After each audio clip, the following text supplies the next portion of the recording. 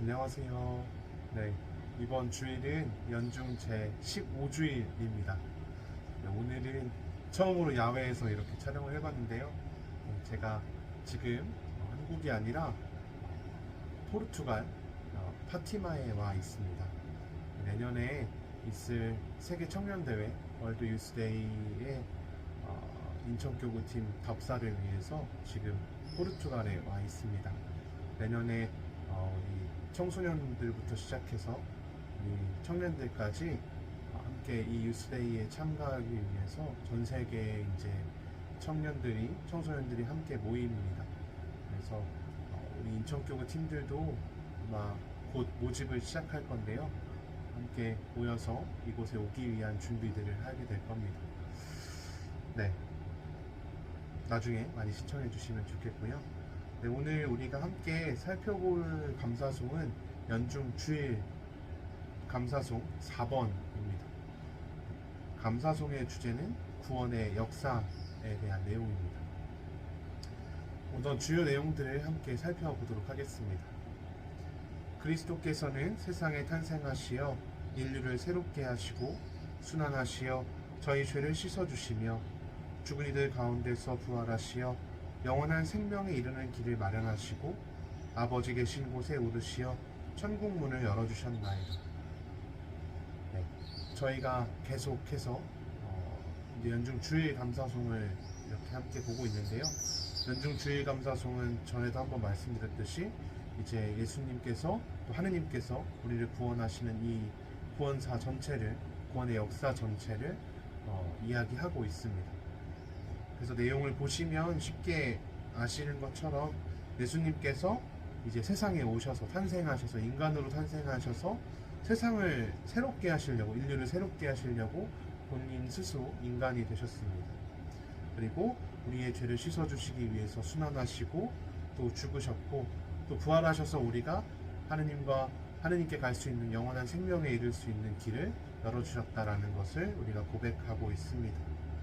그래서 오늘 우리가 조금 살펴보고 싶은 내용은 이 구원의 역사라는 것이 과거에 이제 아담의 죄로 인해서 인간이 하느님에게서 멀어지고자 하는 그 죄로 기우는 이 경향들로부터 이제 우리가 하느님과 단절을 이루고 있었다면 이제는 예수님께서 다시 그 관계들을 회복시키기 위해서 세상에 오셨다는 겁니다. 그래서 그분의 이 희생으로 우리는 하느님과 다시 올바른 관계를 가질 수 있게 되었다는 것을 이야기하고 있습니다. 네, 그 내용들을 가톨릭 교회교리서의 내용과 함께 먼저 같이 살펴보도록 하겠습니다. 우리가 하느님과 인간 사이에 이 단절이 있었는데 그 사이를 예수님께서 다시 이어주셨다는 겁니다. 오늘은 그 부분에 조금 더 집중했으면 좋겠습니다. 그래서 우리 1026항에 보면, 가톨릭 교회교리서 1026항에 보면 예수님께서는 당신의 죽음과 부활을 통하여 우리에게 천국을 열어주셨다. 그리스도께서는 당신을 믿고 당신의 뜻을 끝까지 충실하게 지켜온 사람들을 하늘의 당신 영광에 참여시킨다라고 이야기하고 있습니다. 그래서 예수님께서는 이제 당신을 믿고 따르는 이들이 다시 하느님과 올바른 관계에 놓일 수 있도록 하느님께로 가는 길을 열어주셨다라고 가톨릭 교회는 고백하고 있습니다. 오늘 조금 더 중요하게 살펴보고 싶은 점은 바로 1987항의 내용입니다. 앞에 첫 줄만 읽어봐도 오늘의 주제를 조금 알 수 있을 것 같습니다. 성령의 은총에는 우리를 의화하는 힘이 있다. 곧 성령의 은총은 우리 죄를 씻어주고 예수 그리스도를 믿음으로써 그리고 세례를 통하여 하느님과 올바른 관계를 누리게 해준다 라고 이야기합니다. 예수님께서 당신을 희생하셨고 이제 성령의 이제 교회의 역사가 시작되고 성령께서 우리와 함께 하시면서 예수님께서 그 이어주셨던 그 관계가 올바로 잘 지속될 수 있도록 성령께서 우리에게 은총을 주고 계신다. 그리고 성령의 이 은총이 있기에 우리가 조금 어려운 표현이지만 의화된다고 이야기합니다. 우리가 의롭게 되는 것, 하느님의 뜻에 맞는 사람의 모습으로 살아갈 수 있게 된다는 겁니다. 그래서 하느님께서, 성령께서 우리가 또 하느님과 올바른 관계를 가지고 살아갈 수 있게 도와주신다는 겁니다. 오늘 우리가 복음과 함께 같이 살펴보고 싶은데요. 오늘 복음에서 이제 가장 어떤 사람이 찾아와서 이제 예수님께 질문을 합니다. 율법 교사가 찾아와서 예수님께 질문을 합니다. 스승님, 제가 무엇을 해야 영원한 생명을 얻을 수 있습니까? 네, 우리가 하느님께 가기 위해, 하느님이 보시기 좋은 의로운 의화된 모습으로 가기 위해 제가 무엇을 해야 합니까? 라는 이야기들을 합니다. 그래서 예수님께서는 율법에 쓰여 있는 내용대로 내가 마음을 다하고 내 목숨을 다하고 내 힘을 다하고 내 정신을 다하고 그렇게 너의 주 하느님을 사랑하고 내 이웃을 너 자신처럼 사랑해야 한다라고 이야기합니다. 하느님을 사랑하는 것이 곧 이웃을 사랑하는 것이고, 이웃을 사랑하는 것이 하느님을 사랑하는 것이다. 그리고 이렇게 사랑하며 살아가는 것이 바로 하느님에게 나아갈 수 있는 영원한 생명을 받을 수 있는 길이다라고 이야기해 주십니다. 예수님께서 직접 세상에 탄생하셔서 우리와 함께 살아가시면서 어떻게 그 모습을 살아갈 수 있는지를 우리에게 충분하게 보여주셨습니다.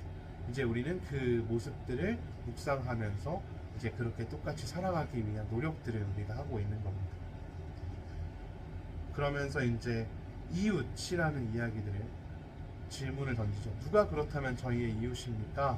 라고 이야기했을 때 오늘 되게 유명한 사마리아인의 비유, 착한 사마리아인의 비유를 예수님께서 해주십니다.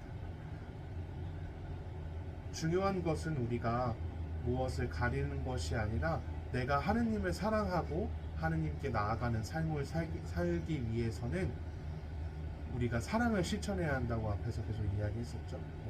그 사랑이라는 것이 누군가를 가리고 누군가만을 위한 사랑이 아니라 내가 내 도움이 필요한 이들에게 사랑을 실천하는 것이 바로 이웃사랑의 실천이고, 그것이 곧 하느님을 사랑하는 방법이다 라는 것을 이야기해 주시는 것 같습니다.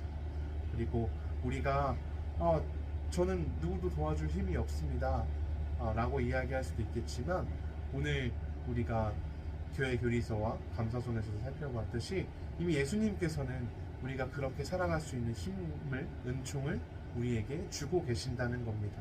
우리 1987항의 내용에서처럼 성령께서 이미 우리가 하느님을 사랑하면서 이웃을 사랑하면서 살아갈 힘을 우리에게 주고 계신다라는 겁니다.